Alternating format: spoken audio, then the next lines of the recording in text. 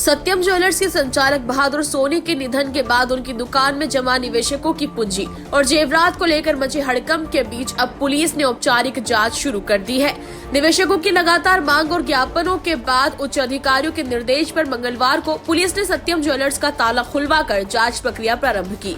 दुकान खोलने की सूचना मिलते ही बड़ी संख्या में निवेशक मौके पर पहुंच गए, लेकिन निवेशकों का आरोप है कि उन्हें दुकान के भीतर जाने की अनुमति नहीं दी जा रही है। निवेशकों का कहना है कि पूर्व में उच्च अधिकारियों द्वारा स्पष्ट किया गया था कि जब भी दुकान खोली जाएगी तब पुलिस, मीडिया और निवेशकों की उपस्थिति में पूरी पारदर्शिता के साथ कार्रवाई की जाएगी।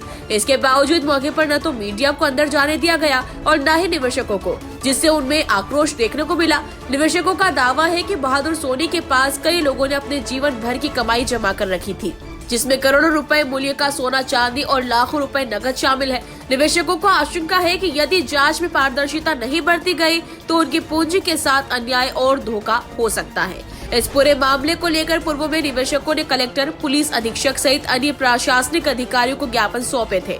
इन्हीं प्रयासों के बाद मंगलवार को ये कार्रवाई संभव हो पाई। पुलिस द्वारा दुकान के भीतर रखी बिल बुक, बही खाते और अन्य महत्वपूर्ण दस्तावेजों की बारीकी से जांच की जा रही है। उल्लेखनीय है कि जिस परिवार पर अब तक निवेशकों से दूरी बनाए रखने और मामले को टालने के आरोप लग रहे थे, वही परिवार अब दुकान का ताला खोलने और पुलिस कार्रवाई के दौरान दुकान के अंदर मौजूद रहा। फिलहाल पुलिस जांच जारी है, लेकिन मीडिया और निवेशकों से दूरी बनाए रखने को लेकर कई सवाल खड़े हो रहे हैं। सभी को पता था कि 24 दिसंबर के दिन बहादुर सोनी जो सराफा व्यापारी है उनका निधन हो गया था। उसके बाद हम जितने भी व्यापारी हैं जिन्होंने हमने इनसे सोना लिया था या दिया था, उनका हमने सबने आवेदन दिया था। और उसके बाद टीआई साहब ने एक आश्वासन दिया था कि जब भी शॉप खुलेगी, उनकी दुकान खुलेगी, 2 पत्रकार रहेंगे, 2 फरियादी रहेंगे, 2 एसडीएम लेवल के अधिकारी रहेंगे। सबके सामने पारदर्शिता के साथ आप लोगों की कार्रवाई होगी और सामने होगी। आज सडनली ना तो हमने किसी के पास फ़ोन आया नहीं कि हाँ दुकान खोल रहे तो आप आओगे, सडनली आके खड़े थे। तो हमारे यहाँ पे जितने भी हैं, जिनके आसपास के जो ग्राहक हैं, उन्होंने फ़ोन किया और हम सारे भीड़ लेके यहाँ पे इकट्ठे हुए। और आप पीछे भी देख सकते हैं, सिर्फ उनके परिवार के, कल तक जो उनके परिवार के सदस्य जो मना कर रहे थे कि हमें कोई पता नहीं, हम कुछ नहीं कर सकते हैं, जो करेगी उनकी वाइफ करेगी, पर आज सारे अधिकारी बन के अंदर बैठे हुए।